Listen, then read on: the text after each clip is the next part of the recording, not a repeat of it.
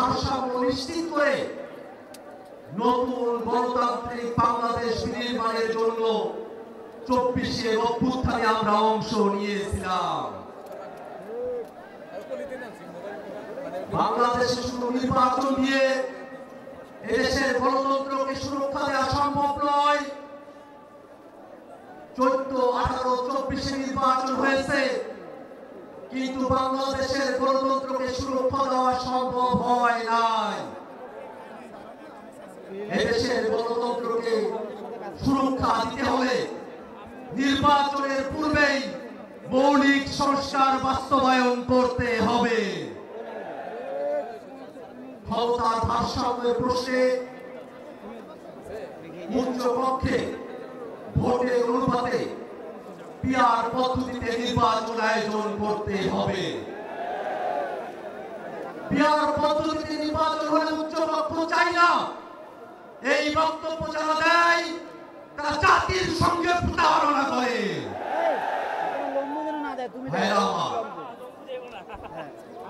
এই বাংলাদেশের মানুষেরা দীর্ঘ সময় ধরে জেল, জুলুম, বিমান, গুম, খুন, ক্রসফায়ার, আইনাঘর, গণহত্যা, মানবতা বিরোধী অপরাধের মধ্য দিয়ে আমাদেরকে জীবন অতিবাহিত করতে হয়েছে।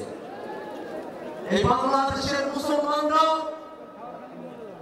তার সংখ্যায় বেশি হলেও অধিকার এবং মর্যাদার প্রশ্নে অপরায়ণ করে তাদেরকে সংখ্যা লঘুর থেকেও ছোট করে রাখা হয়েছে। ইসলাম পালনের ন্যূনতম অধিকার বাংলার মানুষকে তারা দিতে চায় নাই। আমরা স্পষ্ট করে বলি, এই বাংলাদেশে ধর্ম পালনের কারণে কোন মানুষের প্রতি আর কোন জুলুম আমরা হতে দেব না। এদেশের মুসলমান, হিন্দু, বৌদ্ধ, খ্রিস্টান সকল ধর্মের মানুষ সকলে শান্তিতে বসবাস করবে। জুলাই অভ্যুত্থানে এটাই আমাদের প্রত্যাশা। ভাইরা আমার, এই বাংলাদেশের মানুষের উপরে আওয়ামী লীগ এবং তার দোসরেরা যে গণহত্যা এবং মানবতা বিরোধী অপরাধ সংগঠিত করেছে, সেটাকে যদি বিচারের আওতায় না নিয়ে আসা হয়, 24 শহীদদের সঙ্গে বেঈমানি করা হবে।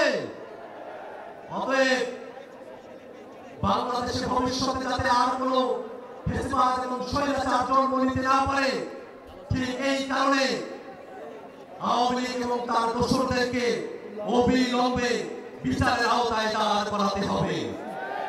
ভাইরা আমার, বাংলাদেশে জাতিসংঘের মানবাধিকার কমিশনের অফিস হবে। রাজনৈতিক দলগুলোকে আলোচনার বাইরে রেখে অন্তর্বর্তীকালীন সরকার এই সিদ্ধান্ত নিতে পারে না। ভাইরা আমার, জুলাই সনদ এবং জুলাই ঘোষণাপত্র নিছক কোনো ইতিহাসের দলিল না হয়ে বাংলাদেশের মানুষের মুক্তির সনদ সেখানে লিপিবদ্ধ থাকতে হবে।